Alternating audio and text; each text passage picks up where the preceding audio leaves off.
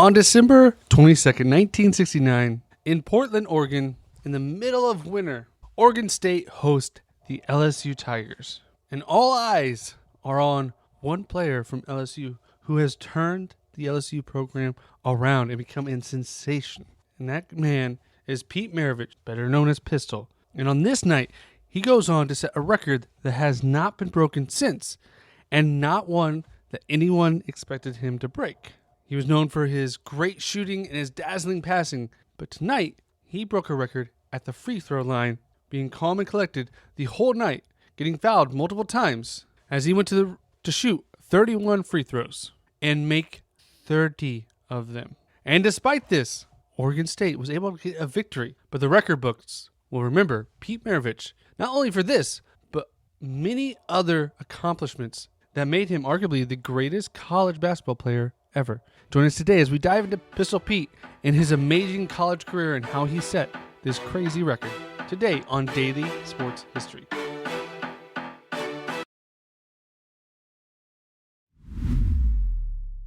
Welcome to Daily Sports History. I'm Ethan Reese, your guide, because a free throw is really the only shot I can make when playing basketball. Now, most of us have heard the name Pistol Pete. He's had movies named after him. He's known by one name of Pistol, and most people know you're talking about Pistol Pete. He's kind of a legend and almost a mythologic figure, but how did they become that way? Well, it all starts with his father, who was named Peter Maravich, but had a crazy nickname as well in press, as he was known for pressing when he played basketball. And when his wife got pregnant with Pete, he decided to give up playing basketball professionally. He would go on to be a coach. And he was obsessed with basketball, and his son became obsessed as well. And really, this combination of having basketball be at home and at school and everywhere really led to Pistol Pete being incredible. See, the fact that his dad was a coach meant Pete would go with him and practice drills, do all this stuff with the basketball, want to be a part of the team, even though these were, teenagers and he was just a little kid. It would really encourage him to work on dribbling drills, work on both hands, do these crazy drills that made him so good with the basketball that he could do things no one else could. He even joined his varsity basketball team a year early because he was that good. And even though he was small and skinny, he still had success because he had been practicing with his dad, who was coaching at Clemson at the time, practicing with those players, and would go on to get scholarship offers from everywhere after he was done in high school. But his dad didn't think he was physically ready for a full season against men in college basketball, because at the time, most people in college basketball were juniors and seniors, and because he was small. He did grow up to be 6'5", but he was always very skinny. And while he was younger, he actually got the nickname Pistol. Now, this came from the way he shot, because he was facing against bigger, taller guys, and he would kind of shoot quickly from the hip like he was drawing a pistol from a holster during a duel. So this is where he got his nickname, and it stuck with him throughout his life. So after he was done with high school, he went to Edwards Military Academy to basically prep for college, and he averaged 33 points a game there. Not surprising with what he would go on to do in college. Now, he had a decision to make. Where was he going to go to college? Well, honestly, it wasn't very hard, and it was kind of cheating for the time. So his dad was actually the head coach at LSU. Now, LSU was a terrible basketball program at the time and just did not care about basketball. They were completely a football school. But him being his dad, Pete said, okay, I will go and play with you if you buy me a car. Now, technically, this is not against the rules then, because he was his father, but it kind of was, and wouldn't be an issue in today's landscape. But at the time, amateurism was important, but you get around it because he was his father. So he started his freshman year, and he took the team by storm, putting up over 50 points a game multiple times, putting up crazy stats for the freshman team, because at the time, freshmen were not allowed to play on the varsity team. So after his great freshman season, he would finally get moved up to the varsity team, where his first game, he put up 50 points, 14 rebounds, and 11 assists. Get a triple-double his very first outing, and it just showed what was to come. He showed great poise with the ball and would do things that were crazy. He would go on to average over 43 points a game every year, his 3 years in college, 43 points a game. This is Wilt Chamberlain type numbers.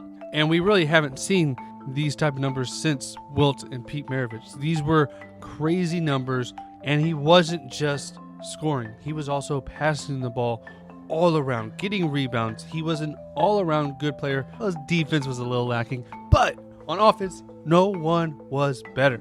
And remember, this was before the three-point line was adopted in college basketball. Experts have gone back and kind of estimated how many of his shots probably would have factored into his point total, and they actually estimate he would have averaged over 55 points a game if there was a three-point line at the time. Because he was not just driving the lane, getting layups and things. He was shooting from all over the court. He was Steph Curry and Magic Johnson in one person, all before either of those players even took the court. He was a transcendent player. He would go on to be a 3-time All-American, but the problem was, as good as he was, as crazy as those numbers seem, the first couple years, they barely were a 500 team. In his senior year, he was able to get them to 22-10 and get them an invite to the NIT. Pete Maravich never played in the NCAA tournament, and they finished 4th in the NIT. So part of what his legacy lacked was championships, but you can't control it. We have to remember, this is a team game, and not one player can take you all the way.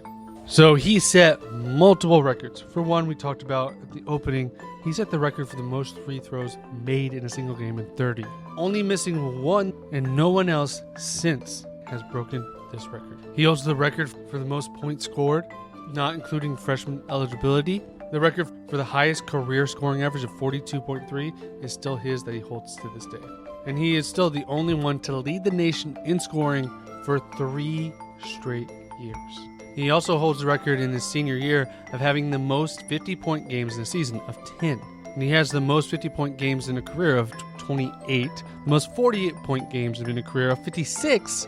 And at the time, he set the record for the most points scored in a game at 66 in 1969. And then he would break that record the following year and set the record at 69. And that was only broken by Kevin Bradshaw in 1991, who scored 72. And Pete is still second on that list. And now the question is, was he the greatest college basketball player of all time? Now there's many out there, and I went to the ChatGPT machine and said, who are the 10 greatest college basketball players of all time? And they had Pistol Pete behind Kareem Abdul-Jabbar and Bill Walton. Kareem Abdul-Jabbar and Bill Walton won championships, won National Players of the Years. They were great. Pistol Pete didn't have the same teams around him that UCLA did. UCLA was a powerhouse back then. They were. Other players that were on the list are Christian Laettner, Oscar Robertson, Bill Russell, Larry Bird, Magic Johnson, Michael Jordan, and David Thompson. But you can definitely argue, if you want to include championships in what makes a player so great, you can do that. Kareem Abdul-Jabbar was so good, they banned dunking because of him. So I think the argument is really between Kareem and Pistol Pete. Kareem has the championships and the clout. Pistol had the flash but also the mystery. I think if Pistol Pete was on UCLA, he probably would have averaged something around the same and would have been winning national titles, and without a doubt would have been the greatest college basketball player of all time. He just wasn't on a great team. He went to go play with his dad, who he had been with forever. The problem with that, though, is when he had to go to the NBA. And for the first time, he was playing in the NBA without his dad. He was drafted by the Atlanta Hawks with the 3rd pick in the first round in the 1970 draft. And he was not a natural fit.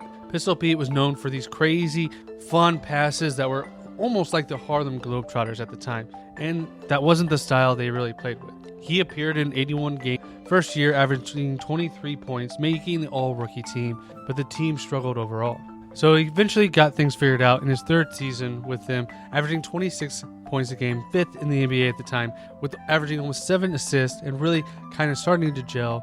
They were able to have a winning record, though they did lose in the first round, but he made the All-Star team, made 2nd team All-NBA, and the next year would be even better, averaging 27 points and finishing 2nd in the league in points scored, becoming another All-Star. But, however, Atlanta again fizzled, as he didn't get along with his coach, as he didn't let him just run the show.